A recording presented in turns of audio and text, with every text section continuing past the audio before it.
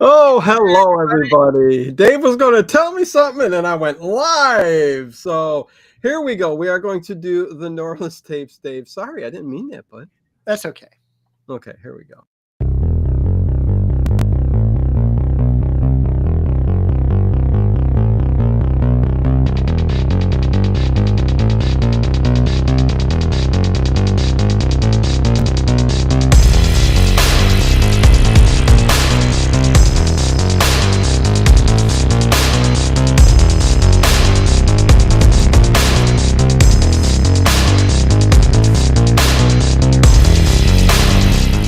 Is it just me?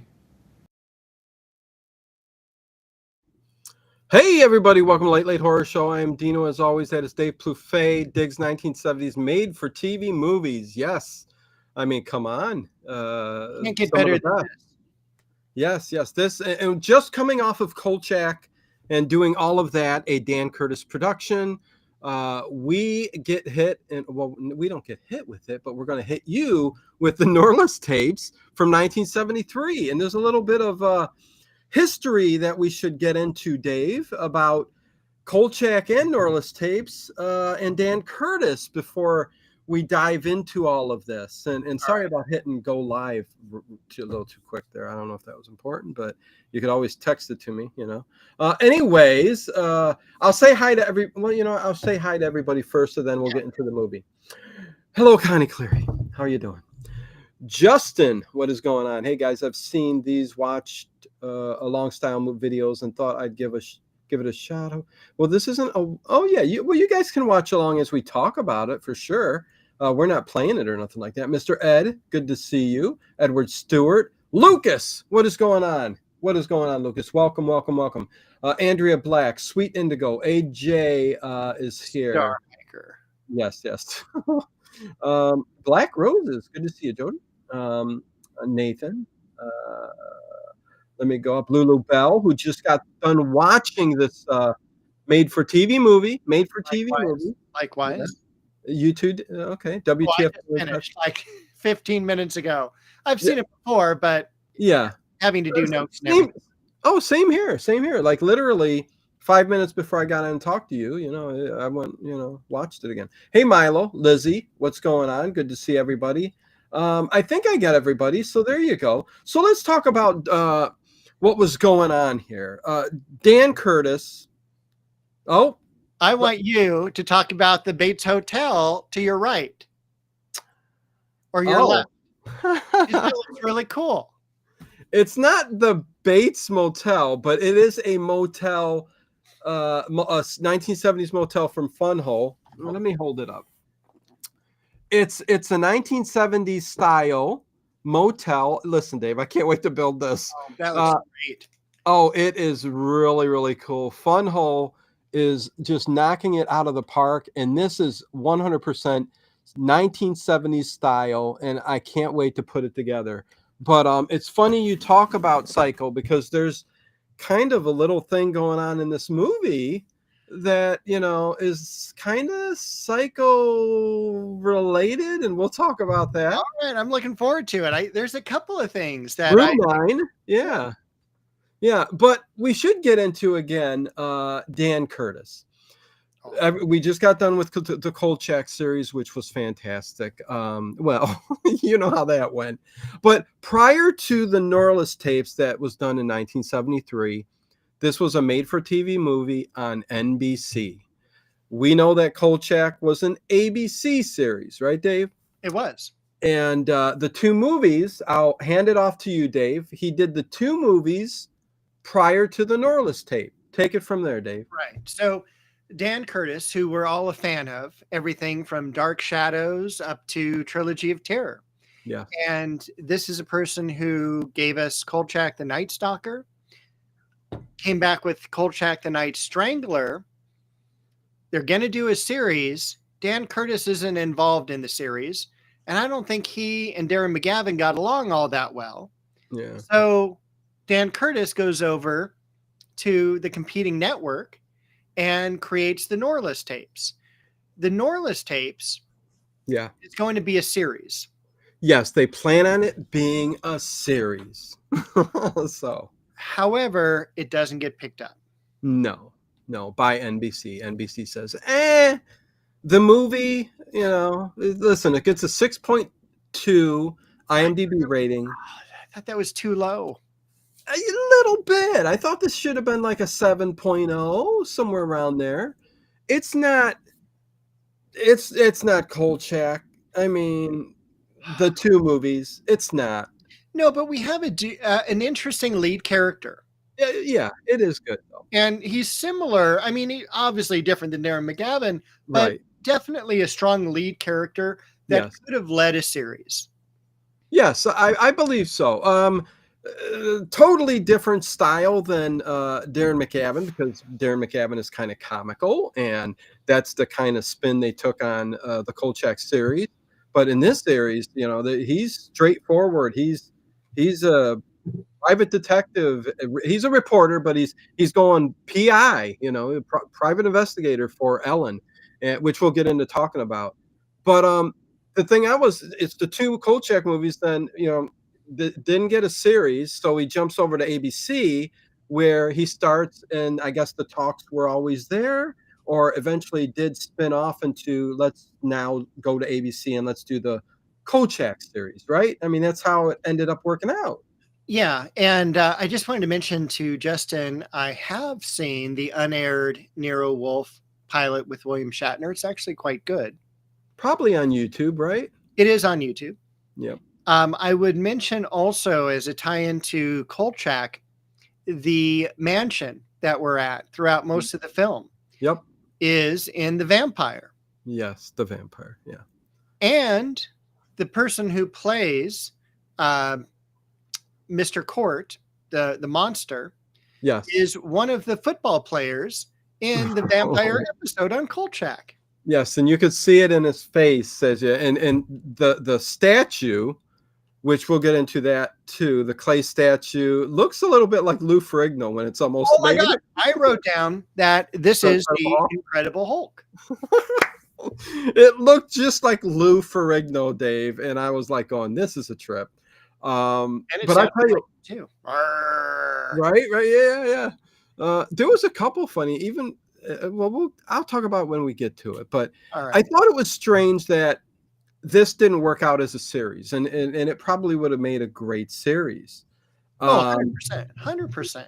Although at the end of this made-for-TV movie, is it a spoiler to say something about the ending of this already? No, let's go ahead and do it.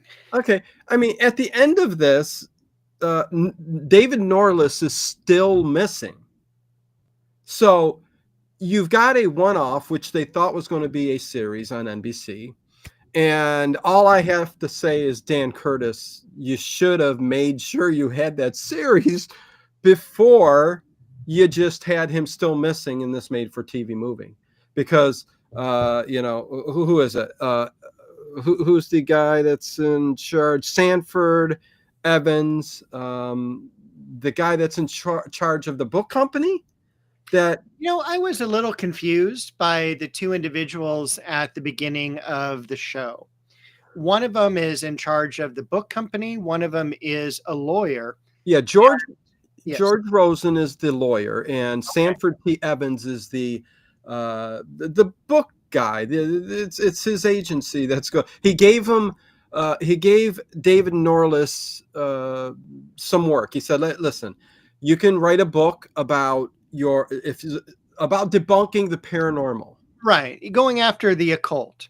Yeah, and I think George Rosen was the lawyer to David Norliss, not Sanford T. Evans. So that's the way that kind of worked out there. Oh my God. Oh, Fred Sanford. Pretty good. But yeah, no, maybe a little confusing, a little there at the beginning. But I absolutely loved the beginning. I loved the mood that was set throughout the entire episode or TV film. Oh yeah, good mood. Yeah. Yeah. I mean, you start off and there's this guy, David Norliss. Are we getting into it yet? Yeah, we can start. Okay, well, let me finish real quick, because I think it's interesting that the series didn't get a go-ahead on NBC, and we didn't get a Norliss tape series. But we ended up getting Kolchak. And, which would you prefer, Dave? I mean, the series of Kolchak that we got, and can you take that last, a half of a season that's awful, and hope that Norliss Tapes was going to give us a good full season? I mean, I don't know. I'm a little conflicted there because we did get Kolchak and all those. We did. We got a season out of it. So, and again, who knows how well this would have done? Again, probably first couple of episodes really good, and then maybe it would have petered out. We don't know. Right. But yeah. I agree with that. And I will say right now to Ed Stewart how jealous I am of him getting to spend the weekend at Meekum, which is an auto auction. Yes. I stream it on YouTube. I absolutely love it.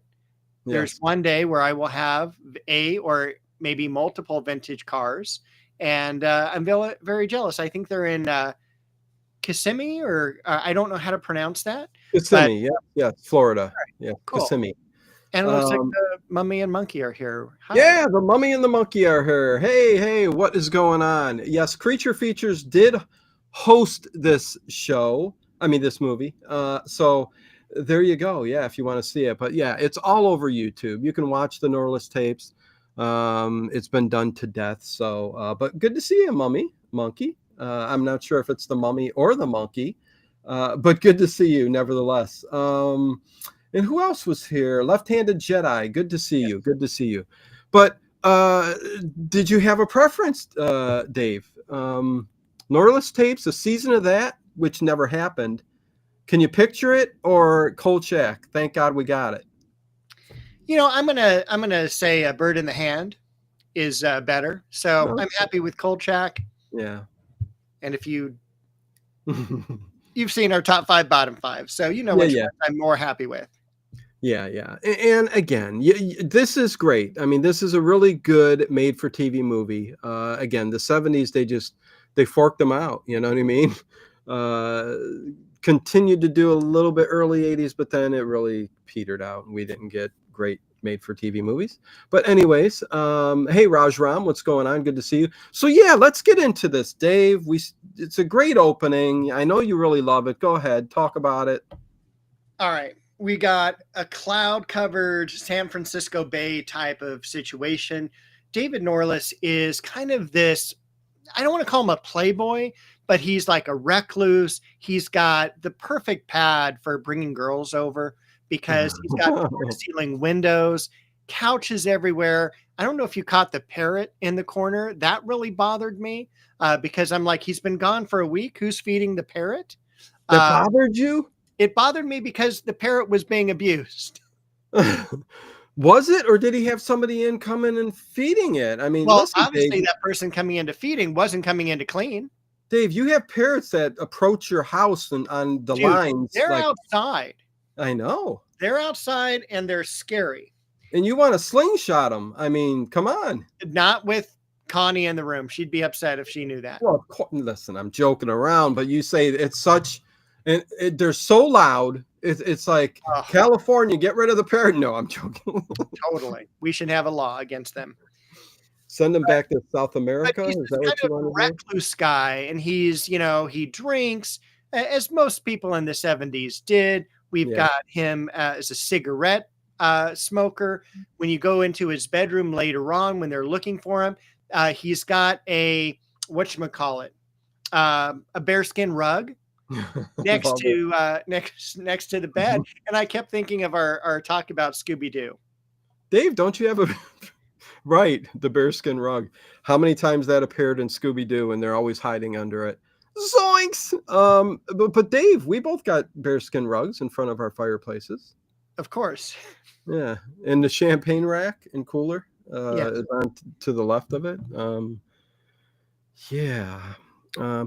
No, listen, again, they gave him this job to do a book on debunking the paranormal, and once he starts getting into that, I guess he gets into this whole mess with Ellen Court and Angie Dickinson. And I have some questions. Angie Dickinson, she's her role is kind of played down in this, though. I mean, a lot of subdued characters. Am I wrong? No, I think everyone's subdued, including David Like, Norliss, because when we meet him for the first time, he's kind of like, I think, a little bit drugged out, a little bit, like, yeah, oh, they all seem that way a little very bit. kind of monotone in his voice. Yeah, I mean, maybe everybody was drinking chamomile tea on the set. I mean, Probably. something. Elderberry wine. He said, "No caffeine for no one." Dan Curtis said, "We need to keep this low key because of the other studio, ABC. Didn't want them catching wind." But yeah, no, he's all. And I do got questions about the whole vampire aspect of this. Although once That we was get, totally played down. yeah, but and again, talk about the premise. Really, I mean, this is about a guy who's selling his soul. It's kind of that story too, where It he's is. selling And I his think it's soul. more of that story because there's this guy. So why does he come back as a vampire? Well, he does because he needs the blood for the clay to make the sculpture. So he's not like drinking the blood, not living off of the blood, but using it to bring forth this Sargoth type character who Yeah. I've never heard of. It's not in Egyptian mythology, I don't think. Well, they talk about it being Egyptian, the Well, they talk ring. about the Osiris scarab and all of that. So Yeah. this guy basically gets married later in life to Angie Dickinson, which I totally would too, because she's looking great in the 1970s. And he ends up having this terminal disease. He's an artist. Yeah. Pick's And disease. yeah. And it's like there's nothing you can do. He meets this woman, Madame Jekyll, and she gives him this ring. And then He becomes Mr. Hyde. exactly. And No, and she's all Jekyll. And I'm like, well, that's actually the correct way of pronouncing Jekyll, because it's English. Dr. Um, Jekyll. And so they make a pact to, have him come back after his death, make this sculpture, bring Sargoth into the world, and he will give him immortality. It's funny, yeah, interesting. The clay, the red clay that they use for the sculpture, which they find a little bit later on when they go back to the art studio. He does mention that. Do you remember what percentage of it is blood? 40%. 40% blood. I'm That's like a lot going, of blood. that's a lot of blood. That's a lot of liquid. And I'm like going, yeah, no, this clay should be quite mushy. But there's also a thing where right before that, when he's making the concoction of blood in the beakers and stuff, I'm like going, all of a sudden he turned into Frankenstein. He totally did. I I thought that was personally, funny. one of my favorite parts was near the end when he's at the architecture place. Yeah. And he's just got like all these plans out on all the flat. Oh, the blueprints. Oh my Yeah. gosh, so good, so good. And it's nice that he was able to find blueprints underneath the court estate that The showed 1920s. Yeah, that showed the tunnel system and all that underneath the crypt that was supposed to be secret. So, that was an easy one to bust, right? Hey, hi, boy donuts to you, Harry Scott. Let's see. What's Raj Ram say here too? I just popping it up. Hi, Dino. I know were fortunate enough to get through the Great Art Bell to relate a very scary experience. Was Professor Dave fortunate? Oh, yes, we've talked about that many times, and the links I think are in the description. I think I leave them in most of our paranormal shows, but anyways. Yes, and if you go back to our very first Remembering Art Bell, those are definitely linked there. Yes, we got them in the description, so it is a yes. Reminds me a bit of Boris Karloff movie The Ghoul. The Ghoul, says Left-Handed Jedi. The Norliss tapes. Okay, interesting. I don't know. So yeah, there we go. That's basically how this all starts off. Continue, Dave. I don't want to interrupt you. Well, that's okay. Okay. It's basically that David Norliss he calls his publisher, says, "Hey, I'm not ready yet. I know I've been working on this for a year. I got an advance, I got a lot of money, but I'm way deep into this issue now with." It could be why he disappeared. Yeah. Yeah. And, he's all, I can't talk about it. And the other guy's trying to get him to go out to a bar to talk about it. Yeah. And what's great is we see him at the bar the next day, and it always makes me laugh. This is George Rosen, who I always think of a comedian because he was on Soap.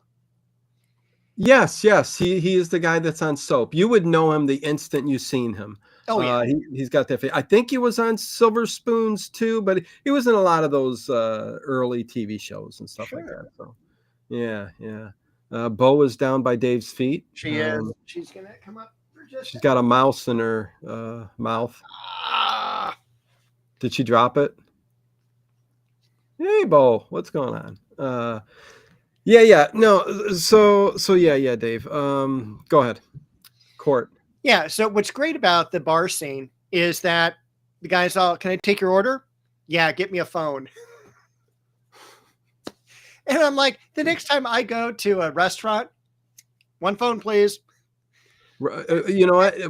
This is before wireless, so they had to drag a cord through the restaurant. The really fancy restaurants and like well, wherever it would have the like 50-foot cord that they could bring an actual telephone to the table to the gangster or the you know the rich guy, you know, from one of the companies. I thought that was really really cool. You know, looking at some of the stuff that they did in the 70s, it's so nostalgic. I don't know. It really is. It's I've great. said it a million times. I think it's so unique and different, and the day and age we're living in, and how things have changed so drastically Yeah. over the decades here. It's just crazy. But you think this is now like 50 years old. Oh 50 yeah, years ago. yeah, it's crazy. But basically, this centers around Ellen Court. Ellen Court is the wife, the widow to James Court, who is the man who died, and he's the artist, the sculptor, who is the one who is dead in a crypt that's locked up for a little while. This is when you know you have enough money. Is Oh, not only do you have a beautiful mansion, a oh, beautiful wife, a studio where you can do art because no artist makes that amount of money. it takes 10 minutes to walk to it. Oh, You've got a crypt on your property. It's yeah. like, yeah, you're going to bury me over there. And not only that, you got a little sliding coffin lid. Oh yeah, nice sliding coffin lid. That's not, yeah. I don't know what that was made out of. That wasn't stone. That had to be I don't know, what would that be? Because wood would rot, Dave. It was, I don't know. Anyways, doesn't matter. But yeah, nice crypt. So Ellen Court widowed, you know, and then a lot of strange things start happening. You know, the one thing with vampires too, and how they kind of interweave the Egypt, the scarab, it kind of reminds me of the vampire Lestat too, because you know, vampirism through Anne Rice's books, the Vampire Chronicles, actually talk of the creation of the vampires through ancient Egypt, through blood sacrifice and stuff like that. I actually forget the names. It's been so long. Enkiel, something like that. There were two vampires that created and started it all, and I'm trying to remember. I forget. But it all started there in Egypt with the same types of things, and that's why I said, okay, I can see the vampire part of it, and you know, him selling his soul, coming back as a vampire for blood. The blood needs to be part of this ritual. Why not throw a vampire in there? So I thought that was pretty cool. Go on, Dave. Bye. All right. I felt this was also a little bit of Dark Shadows when they opened the crypt or the tomb up, and he's missing. He's missing the second time. The first time he's not. Anyway. Somebody looking through your window, Dave? Oh no, just someone running out the door. Oh, Bo? Yeah. But we're gonna go. Yeah, we need to know that Dave sits there, and just to get a picture, you know, we all know how Art Bell did his thing. To the right of him, just a couple feet, there's a window there, and oh yeah, he leaves it, you know, open. You know, I mean, there's shades there, but you know, and anybody could just come right in and just grab Dave and pull him out. I could go through the window, but the door is like 2 feet that way. That's true too. Okay, anyways, use the door instead. Yeah, no. Yeah. So, we hear Angie Dickinson wake up. There's a dog barking. Isn't it nice hearing Angie Dickinson wake up? Oh gosh, you have no idea. So we had more energy in this movie, you know. Yeah, I would like to see her jogging, or That's Jessica playing some Fletcher. badminton. That's Murder by Death, or Murder, She Wrote, rather. Yeah, that's true.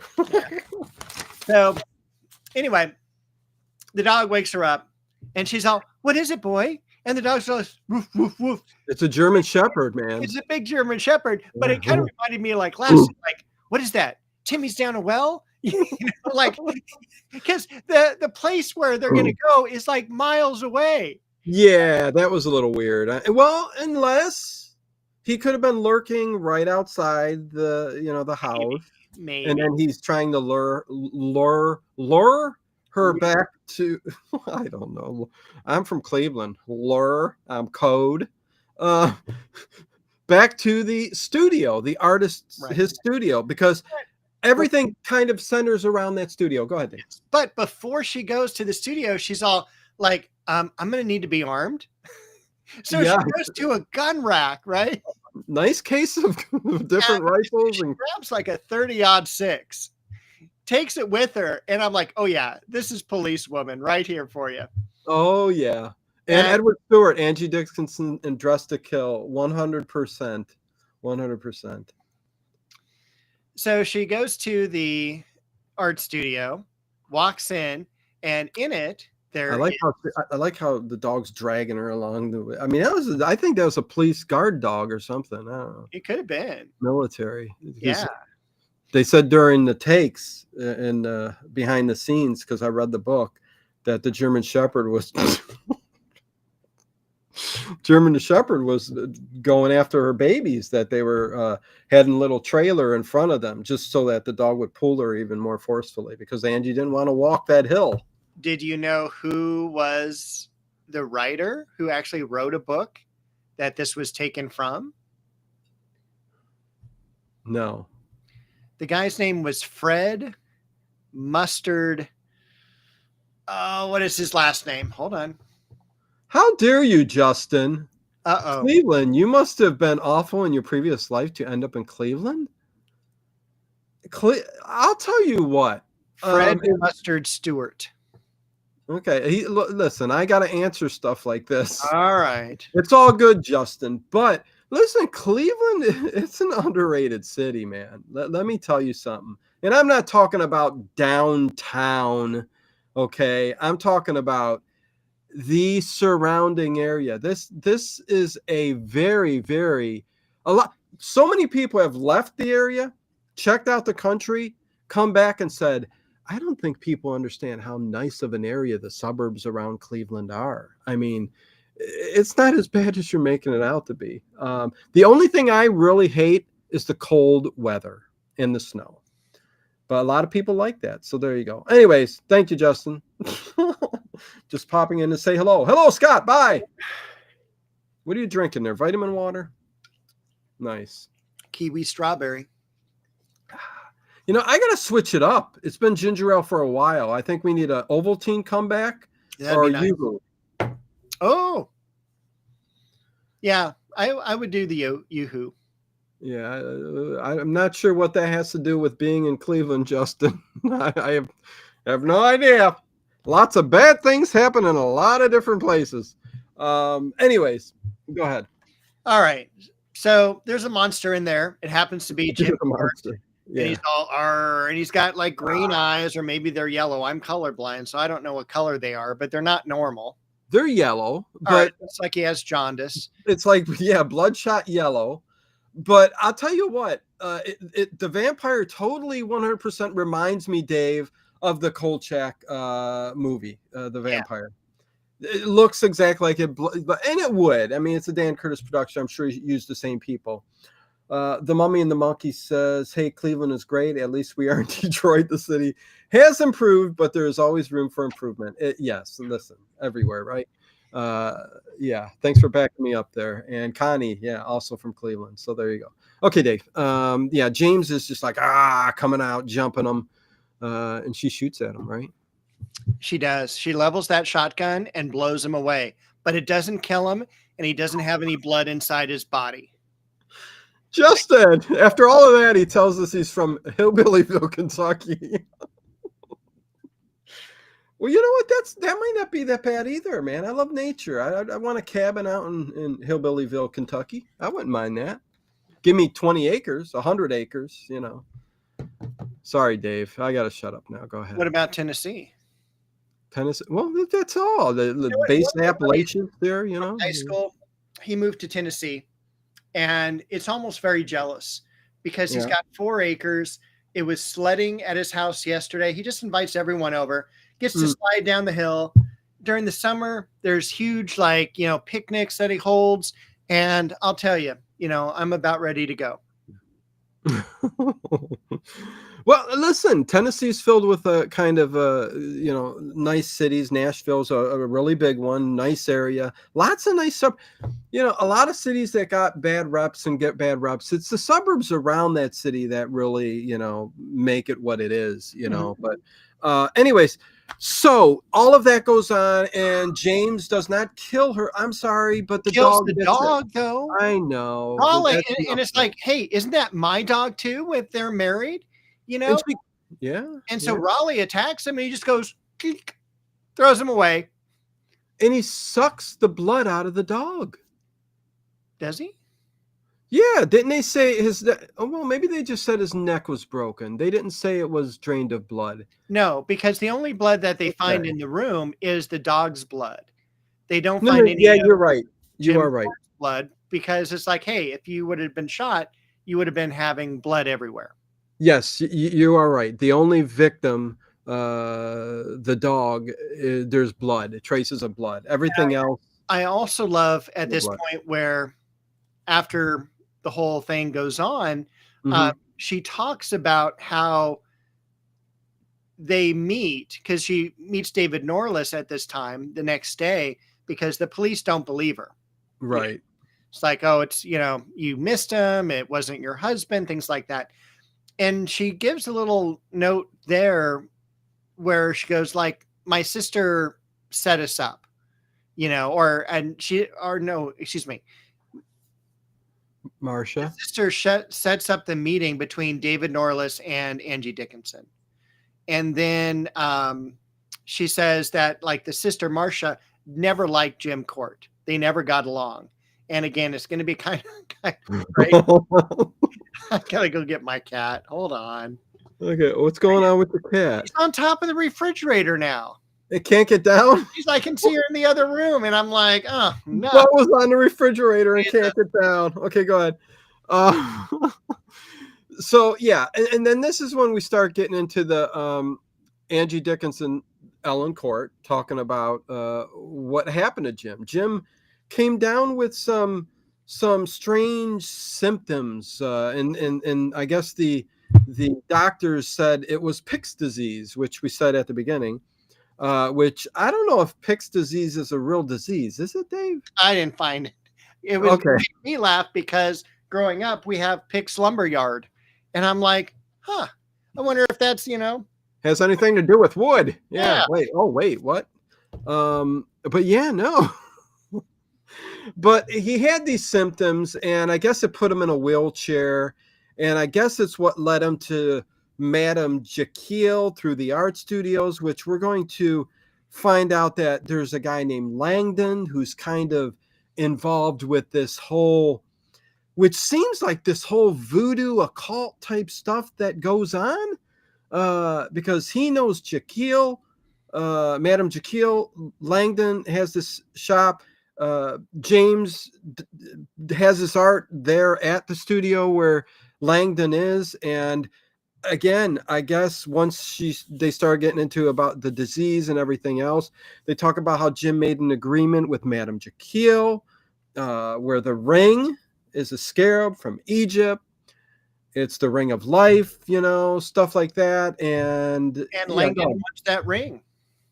Oh, yes, he does. Well, later on, we'll talk about that. I mean, not too many people survive during the when they look for that ring. But anyways, did I miss anything when he meets up with the sister? Man, did you hear? There's only one time I think she talks, and that's in the restaurant. And there's a reason why she don't talk again. To the motel owners too. Oh, she does, and I don't think her voice is as It's weird when she's sitting there talking to David Norliss. She's like talking like this, like a really. Did you notice that? I didn't notice that. I was too busy staring at her because she was hot. Well, she was beautiful. Yeah. Beautiful. She's. She was. She was. Marsha was played by. Who was she played by? Michelle Carey, who is a very stunning woman. I would say that Madame Jekyll too, Vonetta McGee. She's had some allure to her. She was very attractive as well, and she was in a lot of Blackula.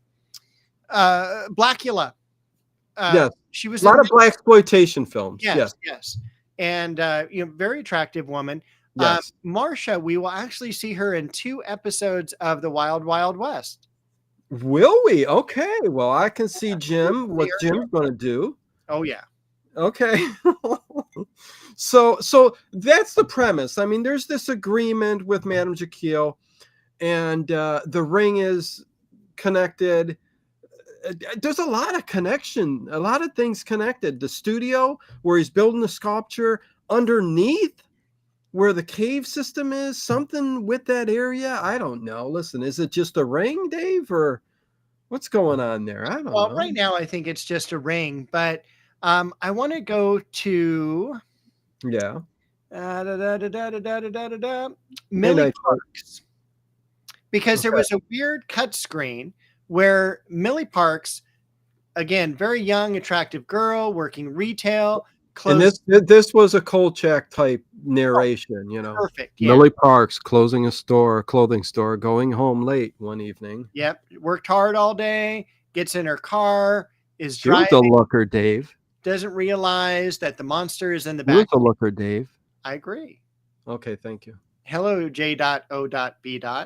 Yes, J.O.B. Thank you for being here tonight. So she's driving along, and then all of a sudden, the monster comes from the back seat. She's swerving, drives off the road, going the opposite way as a trucker. He's all, oh my God. He pulls over. Wait, he went, oh my God. Is that what he did? He did. He did. Oh, I thought he just pulled over and went running down to the car. No. And it was so funny because he's all, I was almost asleep, but a trucker blared his horn at me and I woke up just in time to see her swerve off of the road. Yeah. And then, so we're like down into this ravine. So he does leave the estate and he seeks out people to kill. So, yeah. He does. Yeah. Because he needs the blood for the clay to make the blood of the victim. Yes. And so the guy goes, guy looks at her. He goes, this is weird. She doesn't have any blood. She looks so different. Yeah. Her face is blue. It's all sucked. What was the, did I write it down? I did. So in come the police and we've got Sheriff Lobo again, Claude Akins. Yeah. And he gets on the phone. He goes, we have a 946. I knew it was a 946, Dave. This minute she pulled and ran off the road. Yep. And hello, Kathy. Dave, say hello to Kathy. I couldn't find her. Hold on. I don't see her. She's in there. There she is. Hi, everyone. Hello, Kathy. Okay, there you go. Okay, yeah. So, no, there was something that they said. Okay, here we go. A total evacuation of the main arteries is what they say. And then they go, drained of blood. But drained of blood. When they said a total evacuation of the main arteries, I'm like going, what a way to put it, Because Sheriff, what's his name? The sheriff, okay? Lobo. Yes. Lobo, okay. He doesn't want this to get out and stuff because of the way she looks, and it looks like it's Sheriff Hartley is his official name. Hartley. Why did you say Lobo? What's going on? Because he was on Sheriff Lobo as a TV series as a kid growing up. Is that a TV series? Maybe Sheriff you Lobo? in Cleveland. Yeah, because you had BJ and the Bear. Did you ever watch that show? I heard of it. All right. So BJ and the Bear had Sheriff Lobo. Sheriff Lobo got a spinoff. Oh, really? Okay. For one season, I'm sure. But Claude Akins is great. I mean, he's in Murder, She Wrote. I think the first season. He, of course, has the denture commercials, if you remember those. Yes. And then, of course, the, episodes of Kolchak. So Very funny, Justin. If only it was for $27.99. Those are good prices. Get them while they're hot. Dino, we're already at 50 likes. Oh, that's not good. Let's come on, people. Let's get us to 100 before the episode is done. Let's hit 100 thumbs up. Let's do it. Hit that, spike that thumb, that hand, whatever it is, and let's get us there. Thank you very kindly, please, and thank you. See, I was taught well by my mother, I guess. Or maybe I taught myself, Dave, huh? How about that? Yeah. Dave is just, I think I know when I should just shut up because Dave doesn't respond to me. So, okay, on with the show. Yeah. we know that the sheriff likes to play golf. Wow. He gets in touch with the coroner, tells the coroner, keep this under wraps. We don't want to freak anybody out. Just like what happens in Las Vegas. You don't want a vampire running around the streets of Las Vegas. That would cause panic. Same what happens in Vegas stays in Vegas. Right. But now we're in Carmel. So things in Carmel don't stay in Carmel. Oh, no. No, they're trying to keep everything under wraps. I mean, so now there's a killer going around. We don't want people to know there's a vampire out there.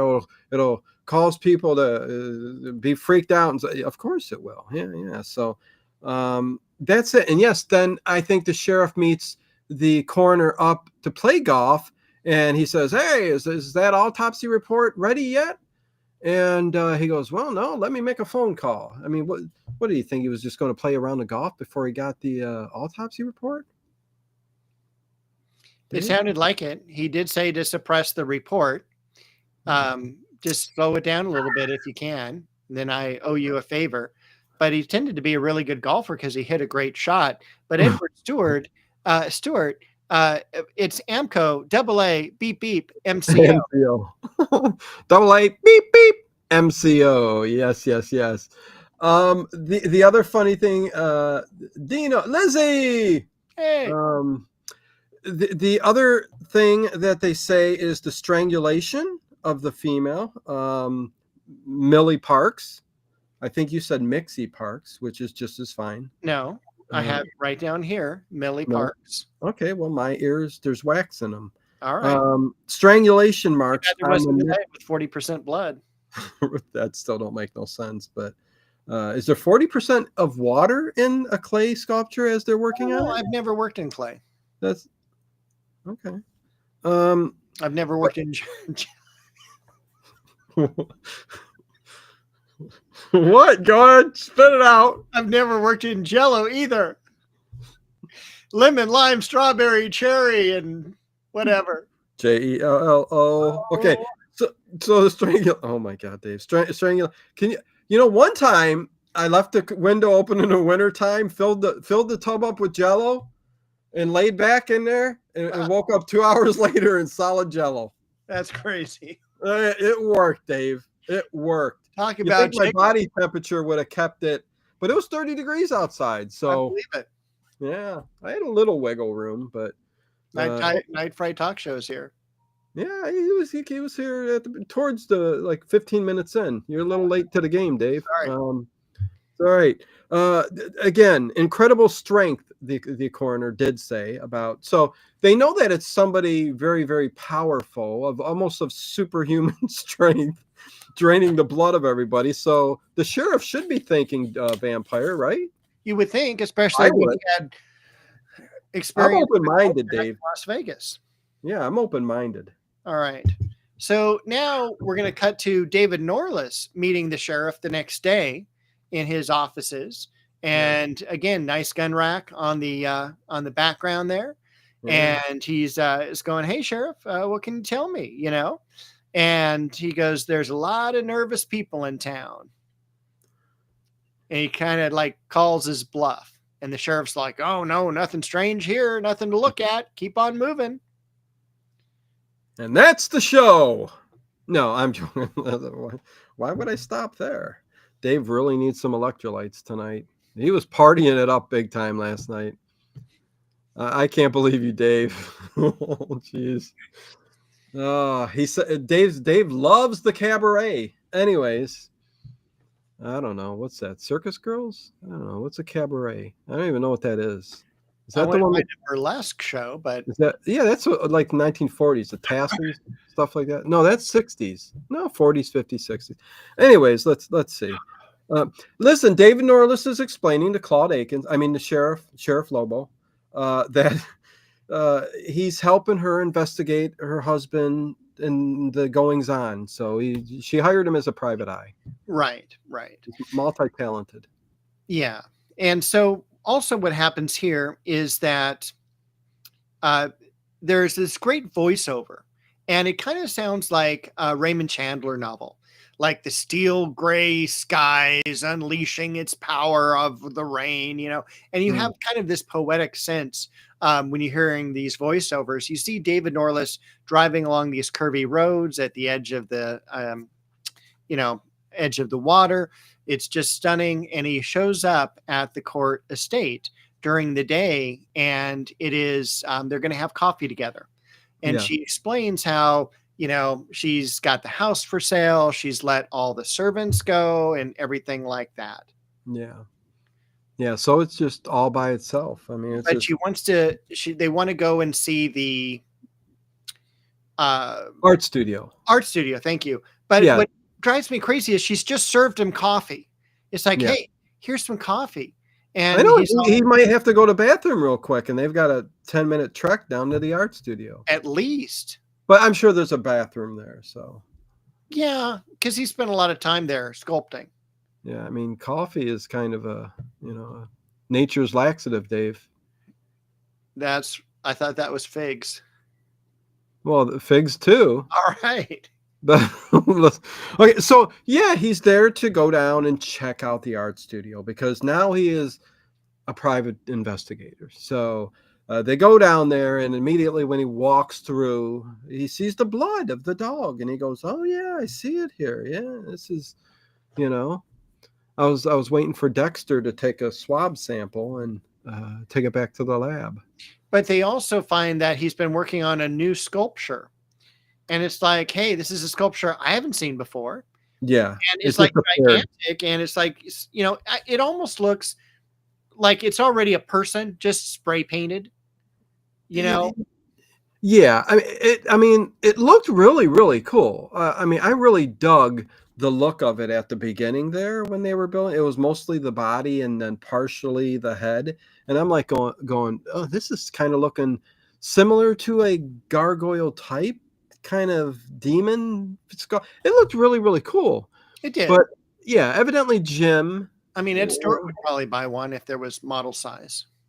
Oh yeah. Well, he may have one. Ed, do you have a statue of Sargon. Something from the Norliss tapes? Sargon. He's got listen, Edward Stewart has got a museum. Hopefully your birthday went good, everybody who had birthdays. I don't know, Dave, what I'm talking about now. All right. Okay. I think you need some electrolytes.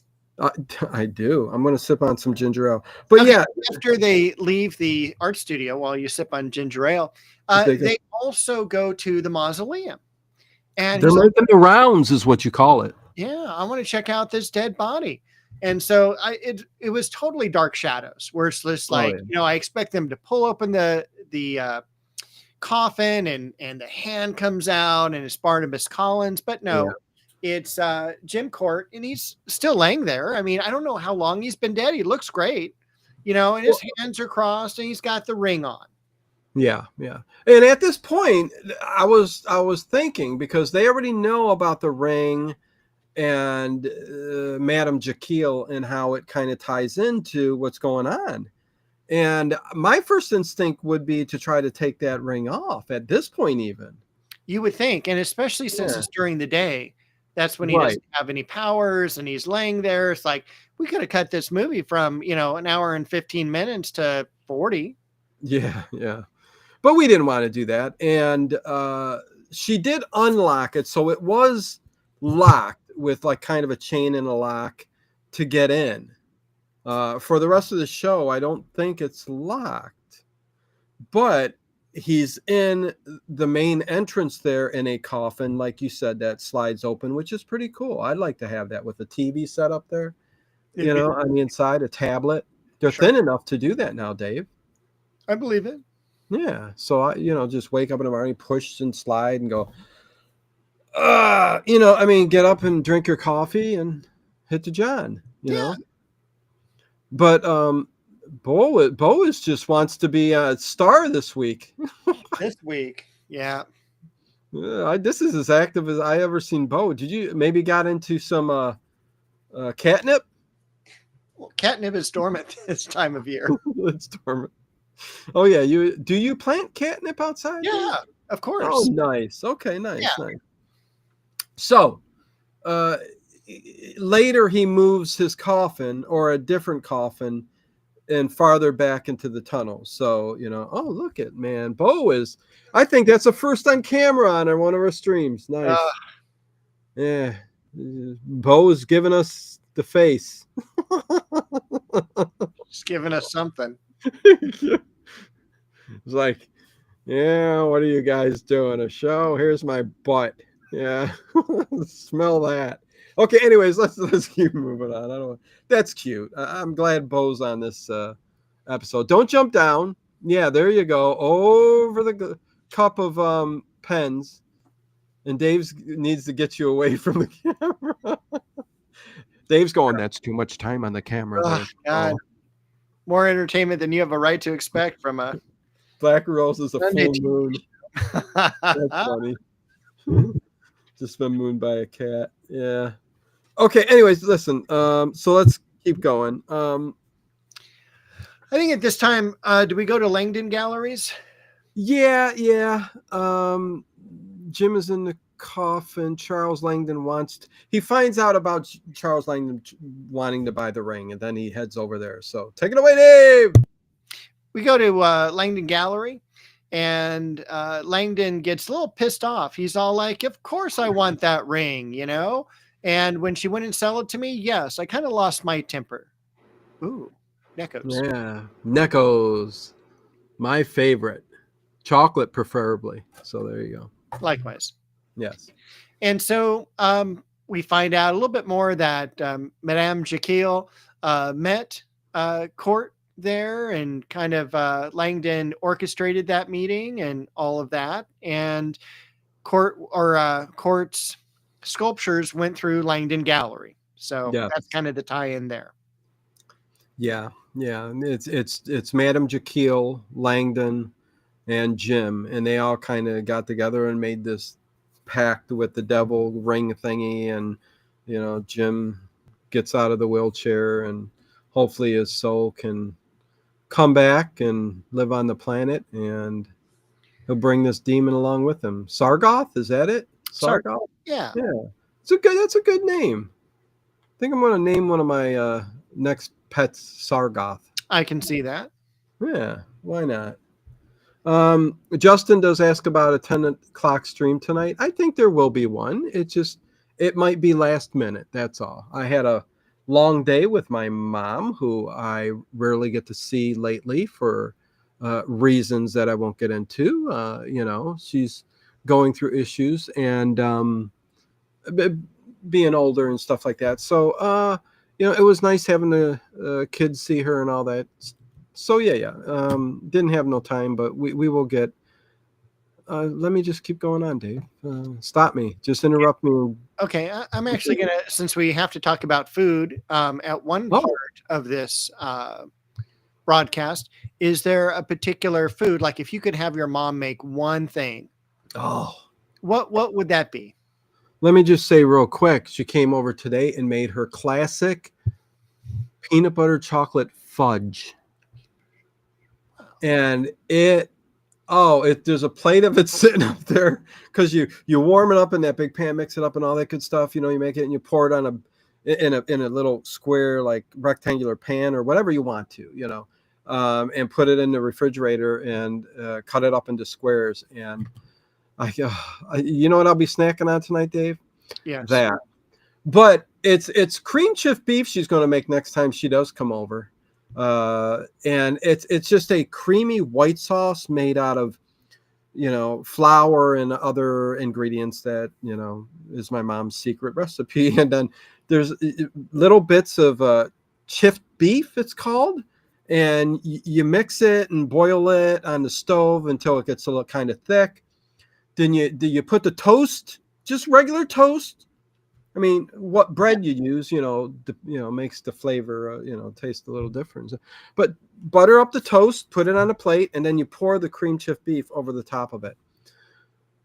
Oh, and that's what I've been dying for lately. And she's going to make it next time she comes over. So there you go. That God sounds bless you. delicious. Yeah, so cream chiff beef. I think you can look up other recipes on something like that, but yeah, very, very good. For me, I would have my mom make meatloaf. Meatloaf is nice. Any special way? Well, I'm going to tell you two dishes. Okay. The meatloaf that she does is fantastic. Is it a red sauce or gray sauce or red sauce. Brown sauce? Literally, gray sauce. What well, the heck? This is what she does. She makes it. She does it with tomatoes. Okay, good. But she mixes it into the meat. Oh, you got to. And yeah, then chopped onions, hopefully too. We got fried onions. Oh, okay. And on top, she does bacon. Yeah. And barbecue sauce. Nice. Okay. That's how she makes it. So okay, totally different in ways my mom makes it too. We don't want to do the whole show on food, but I can tell you, my mom's is a red sauce, and it's with tomatoes and you chopped herbs and spices and onions on the inside as it bakes, with potatoes cut up nice and small around in the sauce, the meatloaf. Put it in there, and when it comes out, you got nice tender potatoes with the sliced, and the meatloaf, you can slice it afterwards and put it on a sandwich. And I like to use mustard. It goes perfect with it. And we made everybody hungry. It's got to be on white bread. On the shingle, Tao Flaudermouse, what is going on? It's been a while since I've seen you in the chat, but good to see you. Tao Flaudermouse. I always remember how to say it. Go ahead. Yes. I also want to talk about one other dish that she makes that she denies that she ever cooked for me as a kid. Really? And I have vivid memories of this. Imagine the ground level being ground beef, stewed tomatoes, and Fritos. Oh, yeah. On top of that, mashed potatoes, fried onions, and cheese, all made separately and then put into the oven together for one final cook. Yes, there's variations of that recipe too. Oh yeah, I've heard of that. Yeah, I don't think I've ever eaten it, but yeah, very good. With that said, maybe we should continue on. Back to the well, it's almost top of the hour for us. Yeah, and Brian Lance Grimm, thank you. One of the newest members of the channel. Thank you. Wait, hold on. Where am I at? Oh my God, this chat. The chat's trying to catch up on the stream that yeah, one of the newest members. Thank you for your support on the channel. I really appreciate that. Go on, Dave. All right. So we're going to head back to the film. Let's see. Langdon, he goes and visits Langdon. Langdon confesses the connection to Madam. Yeah. All right. So David calls Ellen, who's now staying at a hotel or an inn, as she calls it. Oh, wait. Did we skip over Langdon, though? We talked about Langdon enough. Well, it didn't immediately after he speaks to Langdon. The next scene is Langdon running to the crypt, right? Maybe. Yeah, we should talk about that because that's important.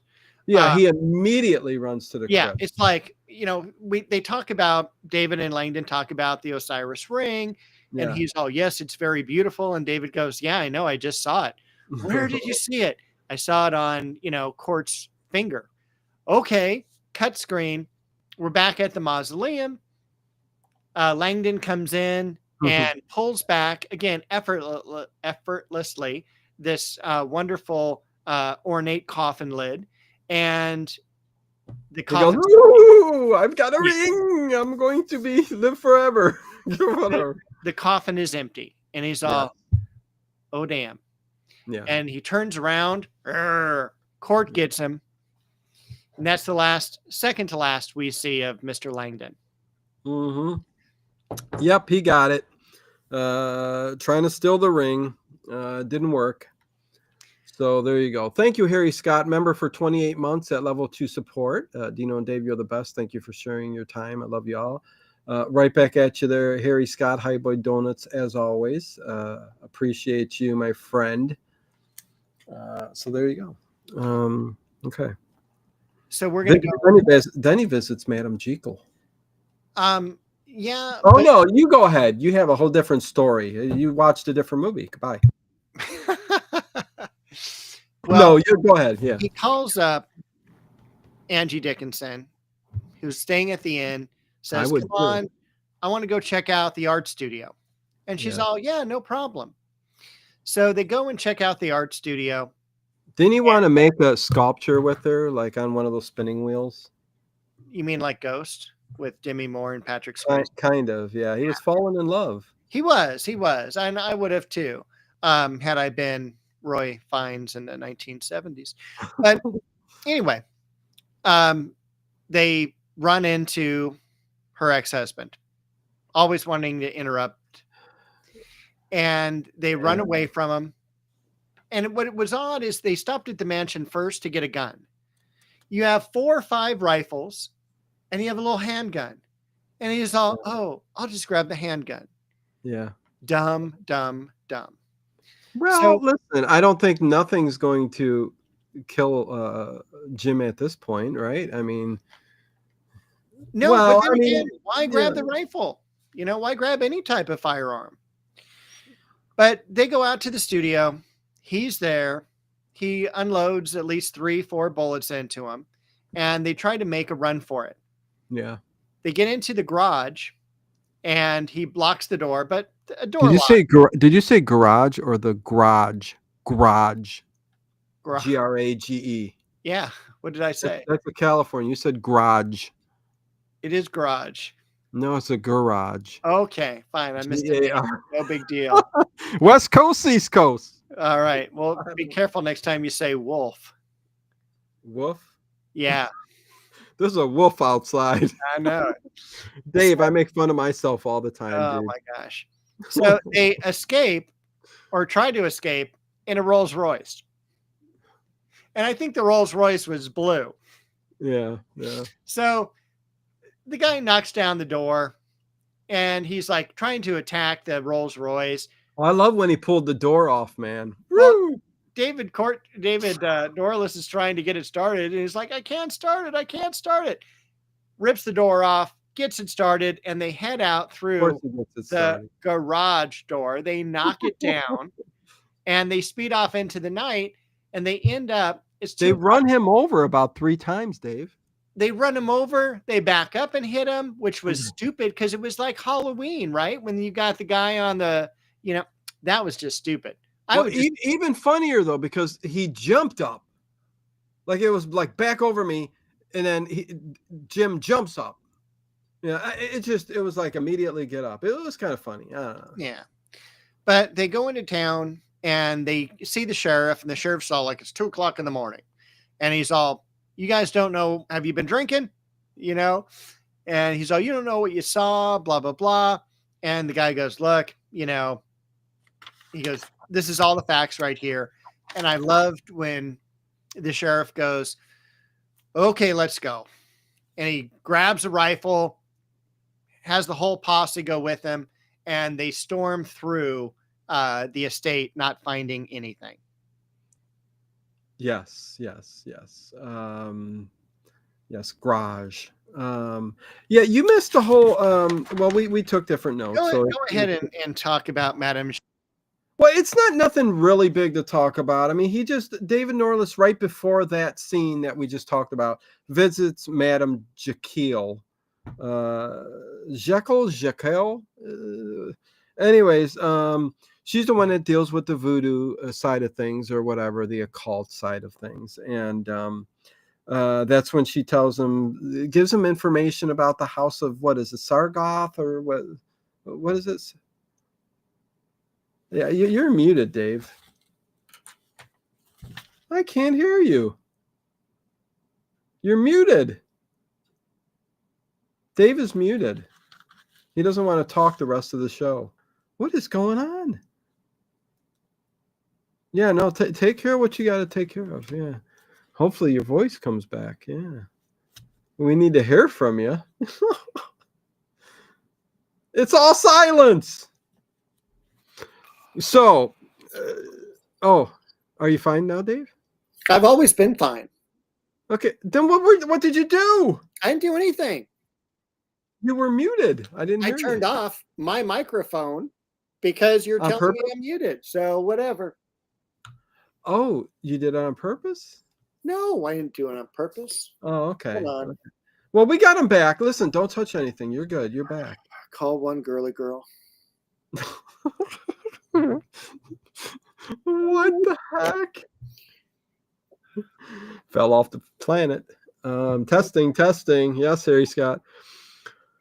Okay. Oh my God, I'm thrown off. I don't even know. Okay, so Madame Jekyll, we're just basically figuring out that she's got a role to play in all of this. Not a big role, but she's part of all that went down, basically. I love the drive, when he's taken off and he runs them over and all that, but brings out the police to search for Jim, the body, in the rain. I think it's raining at this point, ain't it? It's always raining. And this is where we get to Marcia. Marcia comes back, Dave. Marcia comes back unexpected from New York. She calls her sister. She's not at home. Calls David Norliss. He's out somewhere. And she decides, I'm going to go check on my sister. So she shows up to the mansion. No one's there. So she's going to go down to town. And this is where we have Psycho enter the house. Yeah, I thought this was cool. When she's pounding on that motel, first of all, it's storming outside. Why she didn't have an extra set of keys to get into the estate, you think she might have had that, but she didn't. Although none of my family has a key to my place. My daughter does, but that's about it. Yeah. So I guess I get that. So she's pounding on it, and the lady, there's a couple in there, right. And the lady is like, no, she doesn't care. She's cold-hearted, mean, says, we're not giving a room to anybody. We're closed. She goes, we're closed, is what she's. And husband is like, okay, I got to answer the door, And he's like, well, you know what? I'll give you the best room there is. Well, once he sees her and that she's a babe, it's like, well, come on right on in. Let me make you a peanut butter and jelly sandwich. Yeah. And that's where it felt a little Psycho-like. And, he gives her room 9 the key. Do you remember the name of the hotel? Go ahead. No. It is the Orange Grove Motel. Yes. Orange Grove Motel. There you go. I didn't write it down. And at the time I said I should write this down. But yeah. She gets room 9. How much does she pay for the room? She pays, doesn't she pay like $25 or something like that? No, $10. Pays $10. The same amount of money that they charge in Psycho for their rooms. Yeah. So there had to be something there, throwback. He was trying to. And when you see her finally in the room, what is the first thing she does? Turns on the shower. She turns on the shower, lets it get warm, goes and sits on the bed, stares at the drapes, and she's all, there's something behind the drapes. Yeah. Opens them up. There's Jim Court. I hate you, sister-in-law. Breaks through the window.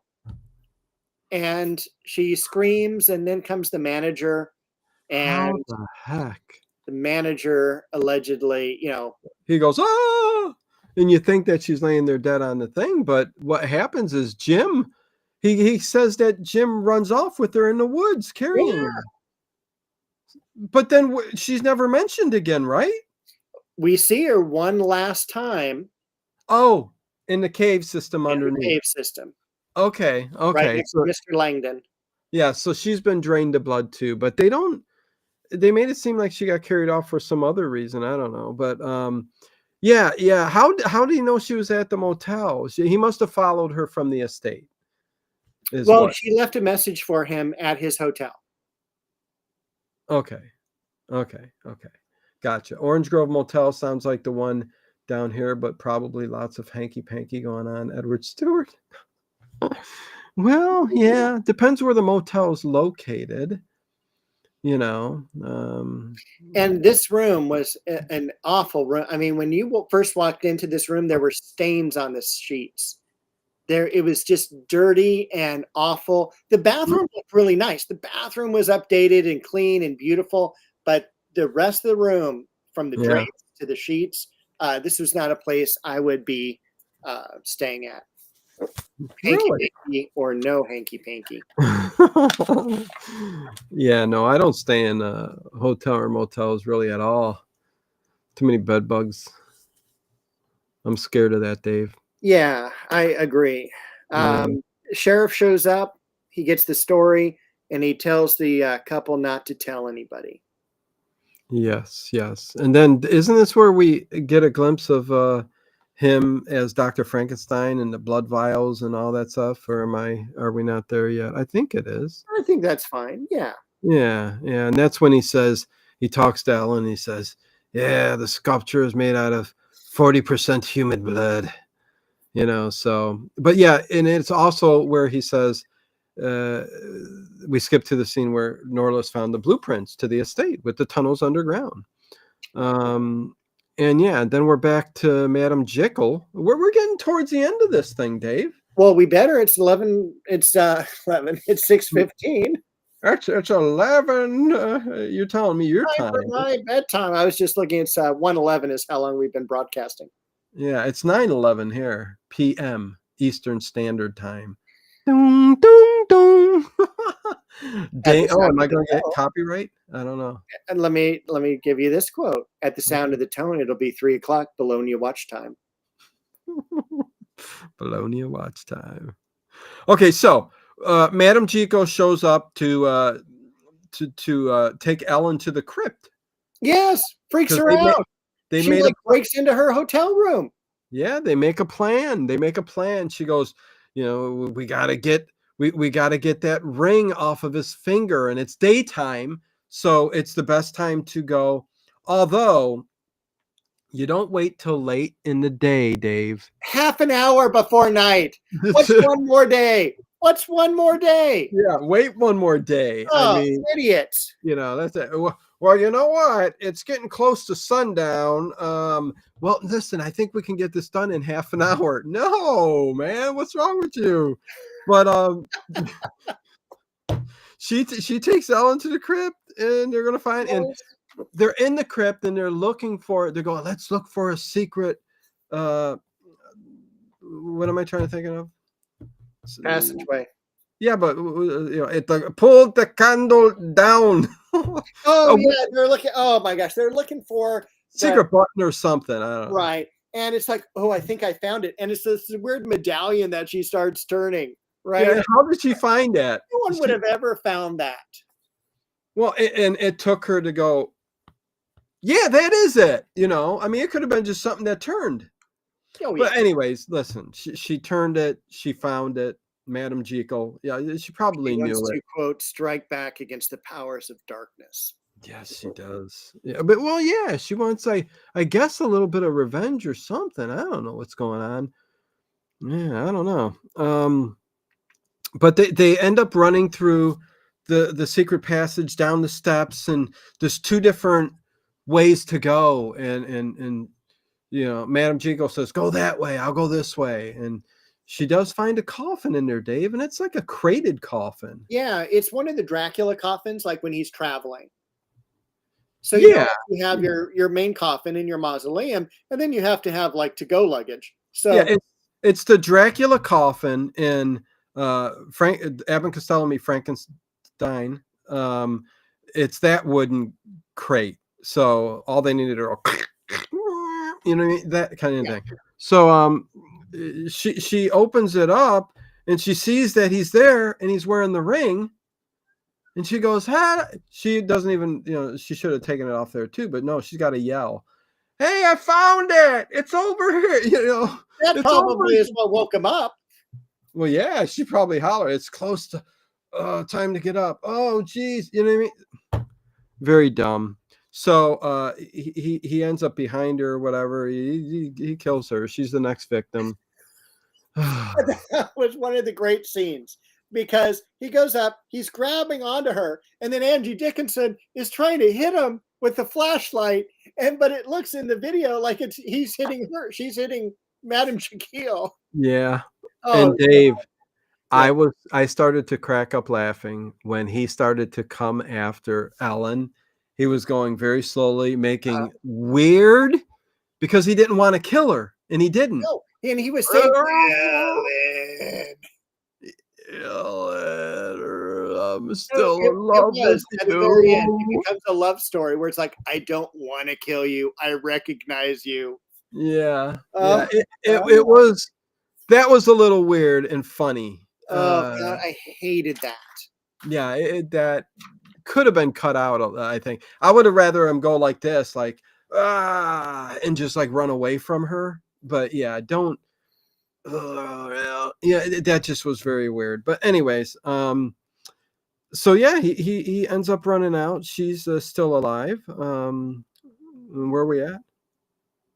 You can't kill her. David Norliss, there's one part that I find kind of frustrating. David Norliss realizes that Madame Jekyll and Angie Dickinson are at the mansion, so he's trying to drive there from his hotel room, and he's got this really snazzy car, right? It's a little Corvette, little Stingray thing.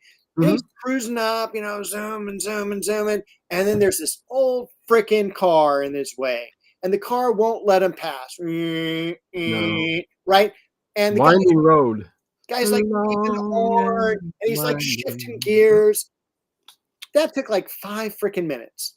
Oh yeah, that was, yeah, it was a long scene for what was going on. He was just trying to get to her. Yeah. And pass. At one point it looked like he got a flat, but he didn't. But I thought that's what was going to happen. In fact, I'm like, does he get a flat here? But he gets to the mansion, cruises over, and catches up with Angie Dickinson. But while the monster's going, Ellen, she trips over Dr. Langdon's body. She finds her sister's body, and so she knows bodies all over. Yeah, everyone's dead. So she meets up with David. They go over to the art studio, and this is one of the parts that pissed me off too, where they're all like, "Oh, look, he's been working on it. It's almost done." And it really all when the monster comes in to work on the sculpture, he goes, "I'm done." Why couldn't you? Literally, it was like this, and that's all I needed to do. Yeah, he could have done do that last night. Yeah, and he could have been immortal. Yeah, but instead, he David Norliss becomes this, he's a great private eye and researcher, everything else, and he's dug into some medieval alchemy and how to get rid of this, the Sargoth or whatever, and put Jim back in his grave, and it's a blood circle. Right. He finds next to the clay a huge beaker of blood, and he pours a circle around it, around the sculpture, and then he's going to light it on fire because I didn't know blood was flammable. Well, I thought he made a concoction of the blood and a flammable liquid that he poured around there in his Frankenstein lab is what he did, I think. Okay. So he set that all around that, and he's going to, as soon as they're both in there, it's going to burn. But like Dave said, Jim does run in and just does a quick this, and it brings Sargoth to life. And it is down, and he does a chant first. And then the kick up, and it's like Sargoth is now real or whatever. So that was a little weird. And again, he did look like Lou Ferrigno. There's a fly on my lens. I guess, unless Dave's got nothing on, waist down. I don't know. No, it's just I had to let Bo out because she's That's why crying I at don't the sit up. goddamn door. Whoa! Not going to sit up too high, but it's drafty down there. I tell you. Oh, But yeah, so he lights it, puts the flames go up when Lou Ferrigno comes alive and goes in his purple pants, and and Bill Bixby starts. Did you see Bill Bixby walking at the end of this? No. Okay, that has nothing to do with the show. I know. I can't throw people off. We had a great show. oh. We talked about the Norliss tapes. Let's not throw in the Hawk. Okay, we got the circle of fire, and then the police show up. Yes. And this again, way too long, where they're just standing outside watching again the mansion, which already burned down in the vampire episode 4, is now burning down again. And burning down a house. The police show up. Yeah. And again, they're just like, they all keep showing up. And then finally you have the voiceover where, it's like, and they found one body, the body of Jim Court. And that's all that they found in this whole place. And, no questioning, like, how, wasn't he in a crypt in the, yeah, I mean, I think the ending of this, because again, well, to wrap it up, I guess we're shown what's his apartment. Yes. Where what's his name is looking around. What's his name? It doesn't really matter. The book publishing guy, Sanford T. Evans, is walking around like in the beginning. He's still not here. He basically sits down, and just, it's kind of a fadeaway scene where, David Norliss is just still missing. Yeah, it's like, hey, David Norliss is still missing. Maybe this tape will provide the answers. And he puts in the next, and it's, the first tape when we start the show is like September. And then this one is dated December. Yeah. So, I can see how these tapes that he was listening to could have gone into the way they ended this into a series. It's a perfect segue. Dan Curtis did do a good job, but it just didn't become a series. So and we're lucky this didn't take place in the 90s, because then it would be called the Norliss CDs. That is true, and I think the allure of this is the tapes, the old school. Well, listen, Dave, I think that's what makes a lot of this kind of good. Even the Columbo episodes I watched, or any of that stuff that's from the 70s. Or listen, I know Columbo goes into the 2000s. What's the last one? 2003. Wow, yeah. But they should have stopped in at least in the 90s. Okay, yeah. But yeah, no, that's it. I mean, it's sad piano outro, says Tau Flaudermaus. Yeah. I think David Norliss is still missing. So, what's to do next? And we don't know, because he's never found. And I told Dave before we started this too. You could go two different ways. Like, oh man, why'd they leave it like that? But I kind of, even though it didn't become a series, I kind of like how it's just left open, so you can kind of just imagine what's going on. He's going on maybe to his next case, or he's involved in something else, that's started up through his paranormal researching and stuff like that. Whereas a lot of these shows that just end, and then you have a very bad ending where you're like, oh, why'd they have to end that way? We get an open end, to this made for TV movie, and I think that's kind of cool. So anyways, yeah. And it's I'll tell you, this is a great made for TV movie to watch on a rainy day when you've got Charlie Chan or Sherlock Holmes or Mr. Moto. This falls into that category, even though it's in color. I like watching Kolchak. I like watching the Norliss tapes. I think they're of the same quality. Exactly. And before we got out of here, Raj does say it has been a great show, Dino, by the way. Remind me of the next Art Bell episode. Is it next week? It's not next week. Nope. Go ahead, Dave. Week after. So I'm going to bring up our schedule here. Yep. The next time we're going to see one another is January 19th. Next Sunday is the Wild Wild West, the Night of the Dancing Death. Nice. Can't The wait for following that. week is Raj's request, Art Bell. We're going to be doing Father Malachi Martin. Can't wait. Oh boy, we're going to go deep on that night. That's going to be really intense. And then I'm scared, Dave. I have to admit I'm scared on that episode. I'm not scared as much as disturbed. Both, yeah. Good. Okay. Anyways, and then we have, to lighten things up, Columbo. We're going to watch season 7, episode 2, Murder Under Glass. So this is where we have an Italian restaurant, and the guy who runs it gets killed by one of the critics, and it's really a fun, great episode. It's also the first episode where we see Mrs. Peter Falk. And they're not married yet. I believe they actually meet in this episode, and they end up getting married. Nice. Yeah, so we got some good streams. And listen, we got a lot of good stuff lined up coming this year. So stay tuned as always. Yes, it is getting real. That's for sure. J.O.B. With that said, please give a thumbs up. I am going to end the stream in a second. Please give a comment underneath, please. If you would. Comments are important. And stay tuned. I will finish up the stream for the overnight. So it might be last minute, but of course there'll be a stream tonight. So with that said, Dave.